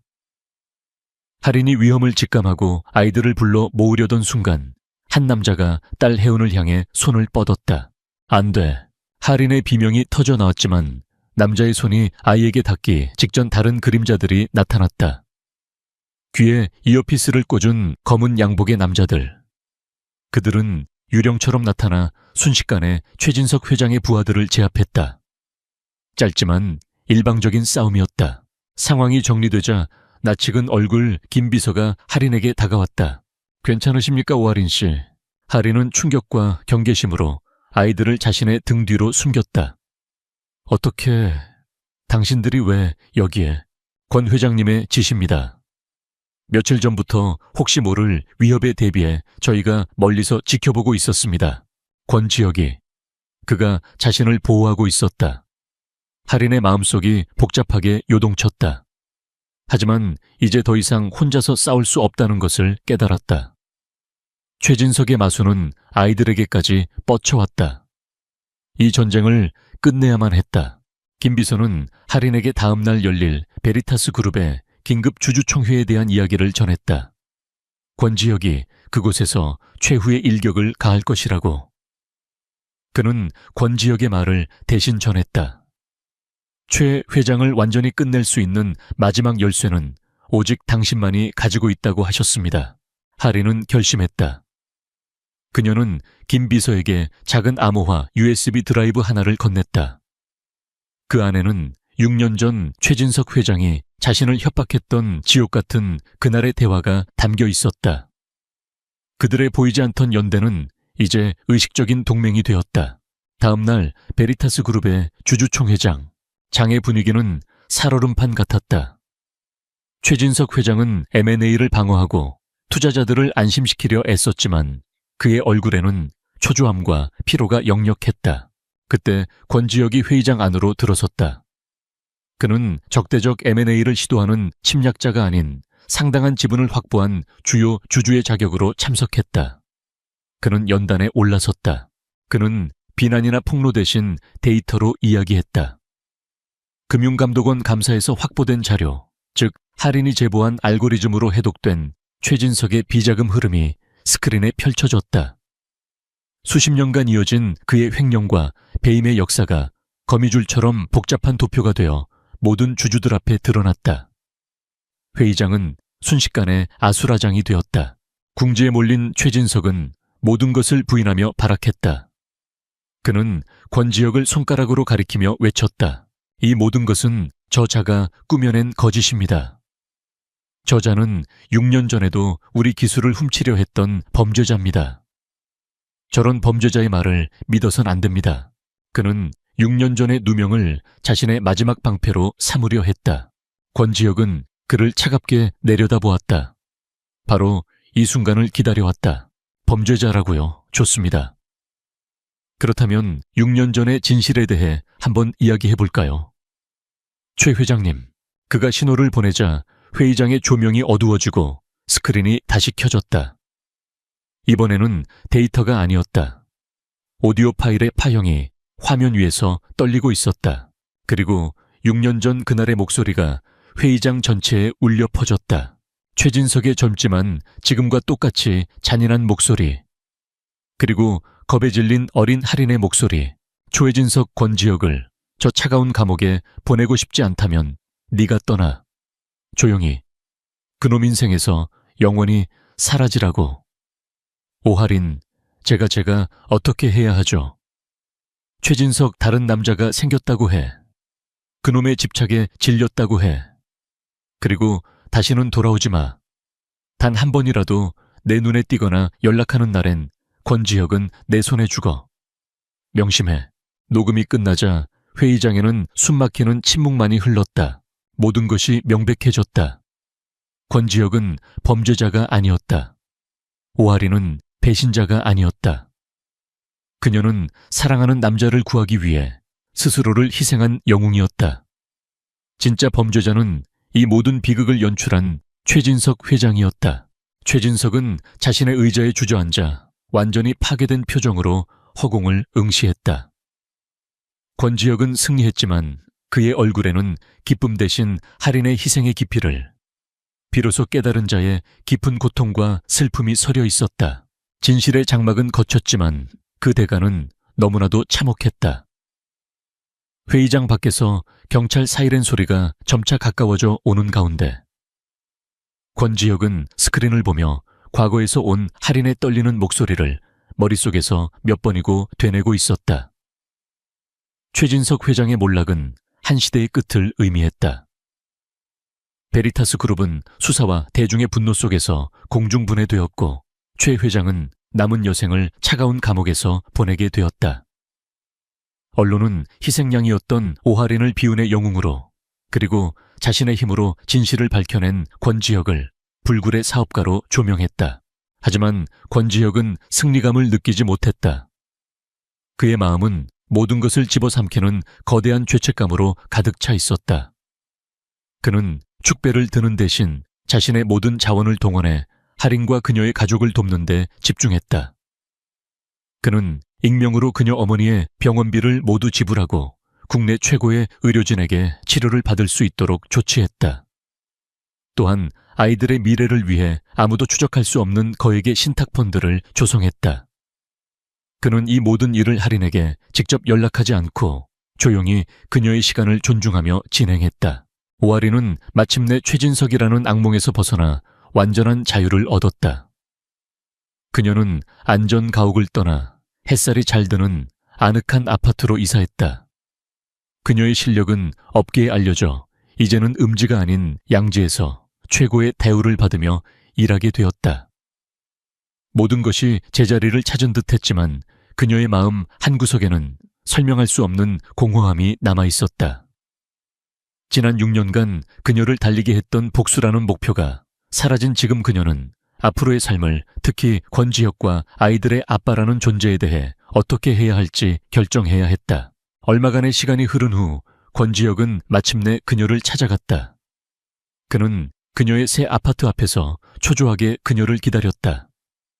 마침내 문을 열고 나온 할인과 마주했을 때 그들 사이의 공기는 이전의 대치 상황과는 완전히 달랐다. 조용하고 무겁고 슬펐다. 그는 어떤 요구도 하지 않았다. 그저 그녀 앞에 서서 진심을 담아 무너지는 마음으로 사과했다. 내가 틀렸었어, 할인아. 그는 그녀를 믿지 못했던 것뿐만 아니라 자신의 야망에 눈이 멀어 그녀의 고통을 보지 못했던 자신의 어리석음을 사과했다. 그는 자신의 나약함을 인정했고 그녀의 위대했던 희생 앞에 자신이 얼마나 자격 없는 사람이었는지를 고백했다. 그는 연인으로서의 두 번째 기회를 구걸하지 않았다. 그의 부탁은 훨씬 더 간절하고 겸손한 것이었다. 나는 아버지가 될 자격이 없다는 거 알아. 하지만 아이들에게는 아버지가 필요할지도 몰라. 내가 그 아이들의 삶에 들어가도 될지 그 결정은 네가 해줘. 어떤 결정이든 나는 존중할게. 그는 모든 결정권을 그녀에게 넘겼다. 하리는 오랫동안 침묵했다. 그녀의 마음속에서 수만 가지 감정이 교차했다. 그녀는 눈앞에 완전히 부서지고 진심으로 참회하는 남자를 보았다. 얼음 군주도 혼란에 빠진 남자도 아니었다. 그녀를 향한 미안함으로 영혼까지 무너져 내린 한 남자만이 서 있었다. 그녀는 즉답을 하지 않았다. 대신 낮은 목소리로 말했다. 내일 오후 아이들과 공원에 갈 거예요. 그것은 허락이 아니었다. 하지만 초대였다. 닫혔던 문을 아주 조금 열어 보이는 신호였다. 다음날 오후 햇살이 눈부신 공원. 새아이는 그네를 타며 즐겁게 웃고 있었다. 하리는 벤치에 앉아 그 모습을 평화롭게 지켜보고 있었다. 그때 권지혁이 나타났다. 그의 손에는 아이들의 수만큼 알록달록한 연 3개가 들려 있었다. 그는 어색하고 긴장된 모습으로 아이들에게 다가갔다. 마디 하준이 그를 빤히 쳐다보며 물었다. 아이의 순수한 질문이었다. 아저씨, 우리 아빠예요. 공기 중에 무거운 침묵이 흘렀다. 지혁은 어떻게 대답해야 할지 몰라 할인을 돌아보았다. 그녀는 아주 작게, 거의 눈에 띄지 않게 고개를 끄덕여 주었다. 지혁은 아이의 눈높이에 맞춰 무릎을 꿇었다. 그의 눈에 눈물이 차올랐다. 응, 아빠가 너무 늦게 와서 미안해. 이야기의 마지막은 IT 업계의 거물이자 냉철한 승부사였던 권지혁이 새 아이와 함께 연을 날리려다 제풀에 넘어지고 함께 웃는 모습이었다. 하리는 벤치에 앉아 그 모습을 바라보았다. 그녀의 얼굴에는 복잡하지만 더없이 온화하고 아름다운 미소가 피어 있었다. 폭풍은 끊었다. 그들의 미래는 아직 정해지지 않았지만 아주 오랜만에 처음으로 그 미래는 평화와 행복의 가능성으로 가득 차 있었다.